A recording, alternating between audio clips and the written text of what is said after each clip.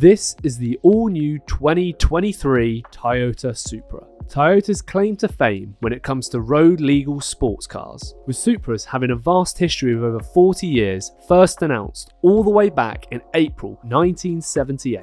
And I'll be comparing it to the latest Porsche Boxster 718, the 2023 Nissan Z, and the new BMW Z4.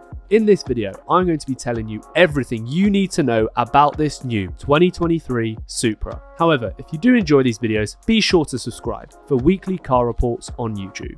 On first appearance, the car isn't the most overwhelming exterior as far as cars go on the market at the moment. No overdoing on crazy sharp edges, and personally I appreciate the amount of sharp detail Toyota have included on this car, as it still holds its clean, smooth, modern shape with a couple hints of aggressive detail. Round the front, we will see the front grille has been split into 3 sections with smaller air inlets just below the headlights. The wheel arches at the front are not too overpronounced, but the rear wheel arches, oh, they sure are.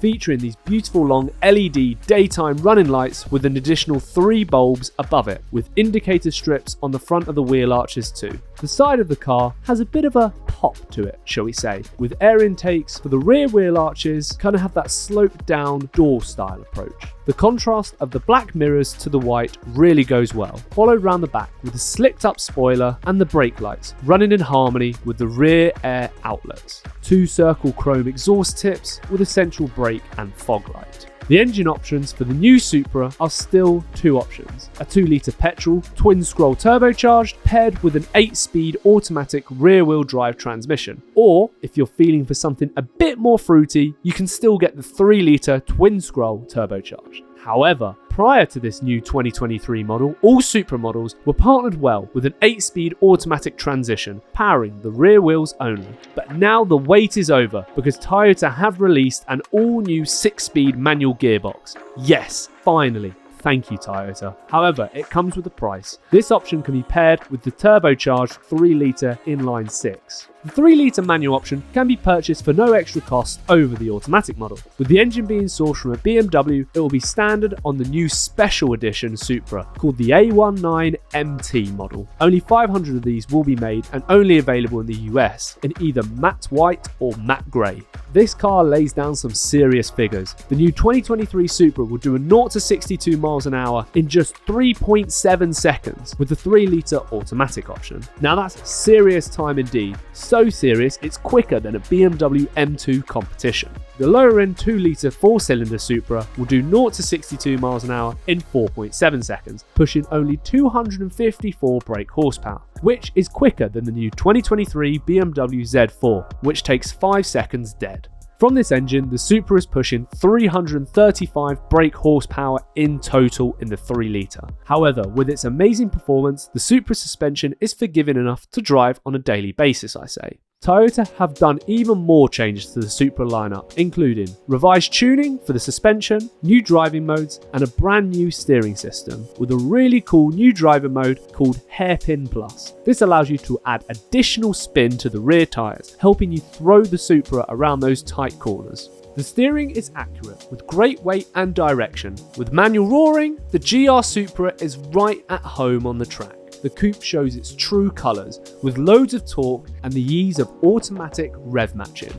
Under driving, reporters have said with previous Supra generations, the full connection wasn't really there. Now, with this reborn GR Supra, Toyota are getting their foot back in the game, as now true hardcore Supra fans can feel a real connection with this new manual transmission. Out of all 3 models to select from, the 4-cylinder 2-litre Supra was the most efficient across the range, on average reaching highs of 39.7 miles to the gallon, and the 3-litre model reaching highs of 33 miles to the gallon. However, for you city drivers, you'll be seeing more into the mid-20s range, and for a lot of you heavy right-footers, you'll be seeing a lot into the low 20s and high teens, making this car more effective than a BMW M2 and Porsche Cayman GTS. With the high end of 8 gears in the automatic, you'll very easily see highs of 30s on longer drives. All Supra models fall under the 200 gram km bracket for emissions, with the manual producing the highest at 198 grams per kilometre and the 2 litre producing 161 grams per kilometre.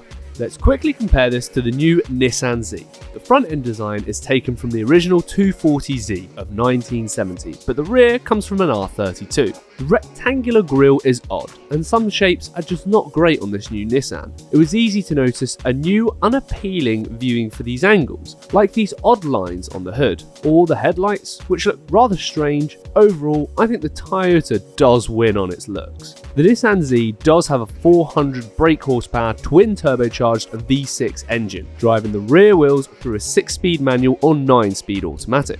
Reporters have said that the Z's playful handling and zippy acceleration were delighted to find that it's overall more refined compared to the previous Z models. Before the Z and the Supra suffer from not having their respectfully manufacturer's full attention, this is obviously with the Supra being a BMW build, so less so in the Z until they attempt to drive this like a modern car. But then you realise they're trying to recreate so much of an old car. It's attempted to be nice at first, but then to say something like, because they're nostalgic machines, an old platform is fine. But no, I would like to see it more modernised and up to date. If you would like me to do a full in-depth battle review between these two cars, comment down below and I will. Supras have always fallen into really bad reviews with the interior in the past, and especially its brother with the GT86. Now, this interior does need a little bit of sorting out, but I believe Toyota are trying to hit that 90s car mark look. However, with this new Supra, Toyota have modernised a little bit more. Nothing really screams premium at first glance. It looks standard for a Toyota interior for sure. GR Supra's central display is an 8.8-inch unit with a similar version of BMW's latest iDrive interface, although it's a little slower than BMW's. A digital gauge display which again has similar designs and layouts to that of the new BMW gauge display. Navigation and Apple CarPlay compatibility are both available, but for you Android users, Android Auto is not available. Sad times indeed. The sound system is laid out with the 12 JBL speakers. However, this is an added option. If you don't go for this option, Toyota will just give you the standard 10-speaker audio system. However, this will be enough for most buyers considering the size of the GR Supra's interior. Cargo space is cramped, but the boot area is roomy enough for a couple to get their bags in for a weekend away. Working closely with BMW, Toyota does share a lot of similarities with the new Z4. So, if you're moving over from a Z4 to a Supra, you'll be able to navigate yourself around this car rather easily. So, what's the damage if you want to grab one of these new 2023 Toyota Supras? Well, starting the party off is the 2-litre automatic Supra, coming in at £49,495. That includes 18-inch black and silver alloys, active sports differential, adaptive variable suspension, pre-collision system with pedestrian and cyclist detection, reverse camera and smart enter push to start. Going all the way to the 3-litre manual Pro Special Edition Supra, coming in at £55,995. So not a crazy price jump. However, with this you do get upgraded to 19-inch alloys, the JBL sound system, heads-up display, wireless charging, heated seats, LED dual beam headlights and memory functional driver seats. Personally, I don't know why you wouldn't hesitate to upgrade to the 3-litre with all those added extras. If you folks are going to fork out $50,000 on a new car, I'm sure you'll be able to find an extra $6,000 for the Pro Special Edition.